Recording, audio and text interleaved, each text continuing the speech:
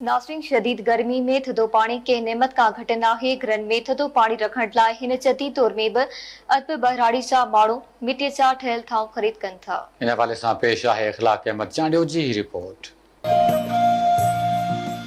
शदीद गर्मी में थधो पानी कंहिं नेमत खां घटि न आहे। घरनि में थधो पानी रखण लाइ हिन जदीद दौर में भी अॼु ॿाराड़ीअ जा माण्हू मिटीअ जा ठहियल थांव ख़रीद कनि था, जिन में दिलो मटको गुंदड़ो ख़रीद करे उन में पानी विझी करे थधो पानी करे पीअंदा आहिनि। मिटीअ जे ठहियल थांवनि में पानी इस्तेमालु करण सां बीमारियूं न थींदियूं आहिनि।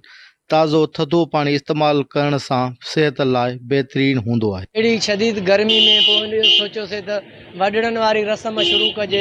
जीअं वॾा अॻूणे दौर में बिजलियुनि जूं सहूलियतूं न हूंदियूं, फ्रिजूं वग़ैरह, त पोइ दिला इस्तेमालु कबा, उन्हनि में जो थधो पाणी पी करे ऐं सुकून मिलंदो। उन हवाले सां आया आहियूं अॼु हिन दुकान तां दिला वठंदासीं। हालांकि हीअ क़दीमी रस्म आहे, पर हिन वक़्तु दुनिया चंड ते वञी पहुती आहे, पर असां मजबूर आहियूं जो बिजली कान्हे का, फ्रिजूं महांगियूं थी वियूं आहिनि, वठण खां चढ़ी वियूं।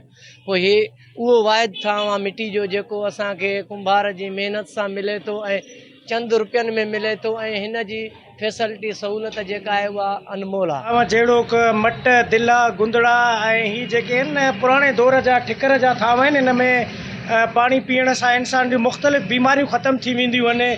ऐं अॻिले दौर जा माण्हू हिन खे तमामु घणो इस्तेमालु कंदा हुआ। जहिड़ो हाणे जेके जदीद दौर आहे त उन्हनि में प्लास्टिक जा थांव आया आहिनि न, उन इस्तेमालु करण सां इंसाननि में वबाई बीमारियूं वॾी शिकल अख़्तियार करे वियूं आहिनि। थधो थींदो आहे, हिन में बड़ी बीमारियूं ख़तमु थी वेंदियूं आहिनि या वग़ैरह वग़ैरह थींदो आहे। हिन में पुराणे दौर जा माण्हू जेके मट आहिनि इहे मिटी मूं ठहियल आहिनि।